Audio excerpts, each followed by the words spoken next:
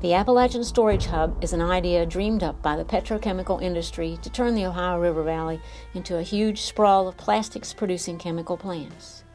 It relies on the use of side chemicals extracted through fracking in the region, primarily ethane, which will be stored pressurized underground and then used by various factories in a chain of chemical production processes.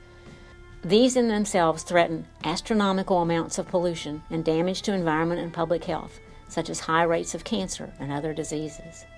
There are other issues like explosions, sinkholes, and contamination of drinking water, as will be shown here. The beginnings of the hub have already started, with Royal Dutch Shell currently building a cracker plant which turns ethane into polyethylene plastic near Pittsburgh.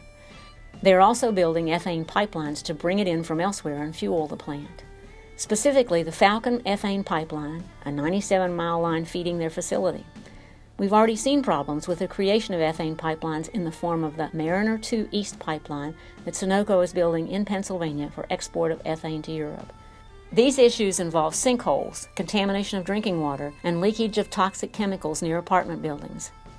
Elsewhere, we've seen pipelines for normal natural gas explode, killing many people, as well as leaks, landslides, and more. And ethane is even more explosive than natural gas, making the risks much larger. Ethane is highly explosive. It's also colorless and odorless and slightly heavier than air, making it tend to settle near the ground. The Falcon pipeline goes through 25 municipalities in 3 states, including several residential neighborhoods. Central to the idea of the storage and trading hub is the storage facility itself. The idea is to create a cavern underground which ethane and other NGLs can be pumped into, stored, and then sent off to various cracker plants to begin their journey to becoming plastics. More storage sites may come later, utilizing existing salt caverns or old natural gas fields, but for now they want to create one salt cavern for the storage. This site would act like a fuel tank for the multiple crackers proposed for the northern Ohio River. It would be a convergence site for multiple ethane pipelines, increasing the risks of the region more and more as the hub develops. This would be made possible with $1.9 billion of your tax dollars in the form of a loan from the Department of Energy and a possible $83.7 billion from China's government-run energy corporation. The location is on top of an old coal mining operation near Clarington, Ohio, along the Ohio River. This is close to the Blue Racer Midstream plant and Westlake Chemical in Natrium, West Virginia. It's on the opposite shore, so all pipelines between the two will have to pass under the Ohio River.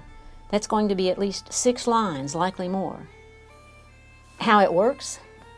A borehole is drilled down to a depth of 1.25 miles to the top of a naturally occurring salt dome. Water is injected under pressure to dissolve the salt and form a cavern. Then ethane has to be pumped in to take the place of the dissolved salt underground. Pressure must be maintained at all times, so they store the salty brine in a huge reservoir in the floodplain of the Ohio River so that they can pump the brine back in as they take ethane out and vice versa. Some is shipped via pipeline to Westlake Chemical and Natrium. This leaves multiple opportunities for contamination of water, from flooding of the river causing brine to mix into the Ohio, to pipeline rupture, to whatever happens to the brine at the Westlake Chemical facility. The Bayou Corne sinkhole was created from a collapsed underground salt cavern storing butane. Located in Assumption Parish, Louisiana, it was discovered on August 3, 2012, and 350 nearby residents were advised to evacuate. When the sinkhole appeared, it spanned 2.5 acres.